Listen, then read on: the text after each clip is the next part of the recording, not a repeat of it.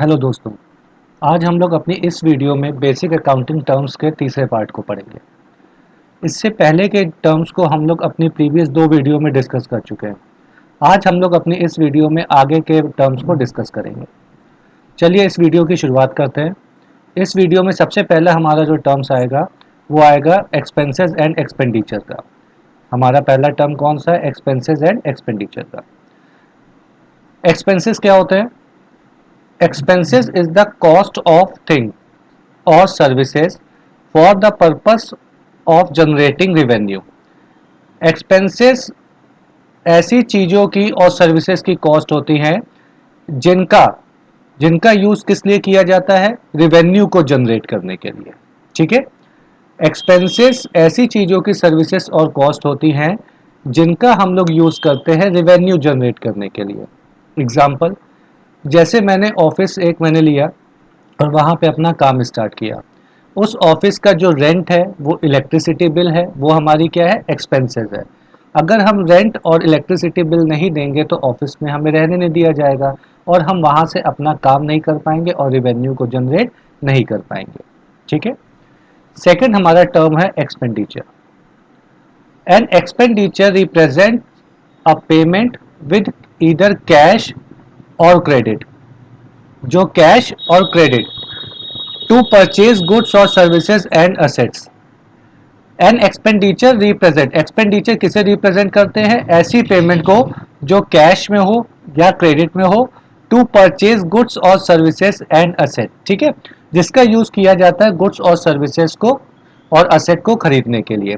अब जैसे मैंने 10 लाख रुपए की एक बिल्डिंग खरीदी तो ये एक्सपेंसेस नहीं है, ये एक्सपेंडिचर है। ठीक है, तो ये हमारा एक्सपेंसेस नहीं है, ये क्या है? एक्सपेंडिचर। ठीक। नेक्स्ट हमारा क्या आता है? Drawing and bad debts. सबसे पहले हम लोग पढ़ते हैं ड्राइंग के बारे में। ड्राइंग क्या होता है?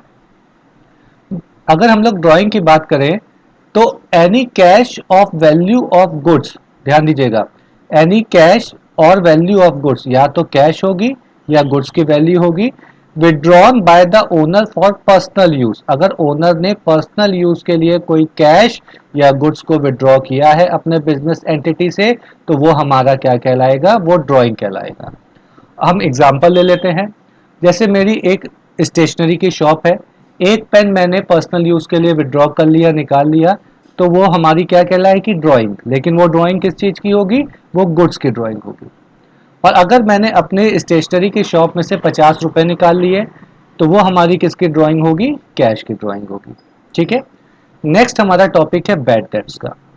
बैड डेट्स क्या होते हैं? Irrecoverable amount from the debtor. ऐसा अमाउंट जो डेटर से रिकवर नहीं हो सकता वो क्या कहलाता है? Bad debts. डेटर क्या होता है? इसको हम लोग अपने प्रीवियस वीडियो में डिस्कस कर चुके हैं। It is a business loss, ये बिजनेस लॉस है। जैसे अगर हमें किसी से 1,000 रुपये लेने हैं, अगर वो हमें नहीं मिलते, पैसा डूब जाता है, तो वो हमारा क्या कहलाएगा? Bad debts. नेक्स्ट हमारा क्या है? Entry, insolvent and solvent. ठीक है। नेक्स्ट हम लोग किसके बारे में पढ़ेंगे? एंट्री के बारे में, इंसॉल्वेंट के बारे में और सॉल्वेंट के बारे में। सबसे पहले हम लोग किसके बारे में पढ़ते हैं? एंट्री। एंट्री क्या होता है बेटा? When transaction are recorded in the books, जो ट्रांजैक्शन बुक में रिकॉर्ड किए जाते हैं वो हमारे क्या कहलाते हैं? एंट्री कहलाते हैं। ठीक। नेक्स्ट सॉल्वेंट, अ इंडिविजुअल और अ फर्म, चाहे वो इंडिविजुअल हो या फिर वो फर्म हो, which is in a position to a its डेप्ट इज कॉल्ड सॉल्वेंट। ऐसा इंडिविजुअल या फर्म जो अपने डेप्ट को पे करने की पोजीशन में होता है वो सॉल्वेंट, और जो अपने डेप्ट को which is not in a position to pay, which is not in a position to pay, जो अपने डेप्ट को पे करने की पोजीशन में नहीं होता वो क्या कहलाता है? इंसॉल्वेंट। नेक्स्ट क्या है? कैपिटल। नेक्स्ट क्या है? Capital and turnover. सबसे पहले हम लोग बात करेंगे कैपिटल की। कैपिटल क्या होता है? ध्यान दीजिएगा, capital is a large sum of money which you use to start a business. Capital, ध्यान दीजिए, capital is a large sum of money. Capital वो मनी होती है जिसका यूज हम लोग किसमें करते हैं? बिजनेस को स्टार्ट करने में। और which you invest in order to make more money, और जिसका यूज आप क्या करते हैं? और ज्यादा मनी को बनाने में। अब इसको एग्जाम्पल के तौर पे समझते हैं। अब जैसे ध्यान दीजिए, मेरे पास 10,000 रुपए है, मेरी पॉकेट में 10,000 रुपए है, तो वो क्या है? कैश। अब मैंने क्या किया, अपने घर के बाहर एक चाय की दुकान खोल ली, एक ठेला लगा लिया चाय का उस 10,000 रुपए से। तो जो मेरा ठेला हुआ, जो मेरी शॉप हुई, वो हमारा क्या हो गया, बिजनेस हो गया। और उसको स्टार्ट करने के लिए हमने उसमें कुछ पैसा लगाया, जो 10,000 रुपए लगाए, वो उस बिजनेस की क्या बन जाएगी, कैपिटल। अब इसमें एक पॉइंट लिखा है, और विच यू इन्वेस्ट इन और sorry in order to make more money, जिसका यूज आप और ज्यादा पैसे बनाने में करते हैं। भाई बिल्कुल सही बात है। अब मैंने 10,000 रुपए से एक ठेला या शॉप ओपन की, उसका हमने यूज किस लिए किया, पैसे बनाने के लिए ना, कि हम अपना बिजनेस स्टार्ट कर रहे हैं किस लिए, पैसे बनाने के लिए। तो कैपिटल हमारी क्या होती है, सम ऑफ मनी, जिसका यूज हम लोग क्या करते हैं, बिजनेस को स्टार्ट करने के लिए, और मेक मोर मनी, और ज्यादा उससे पैसा बनाने के लिए। ठीक है।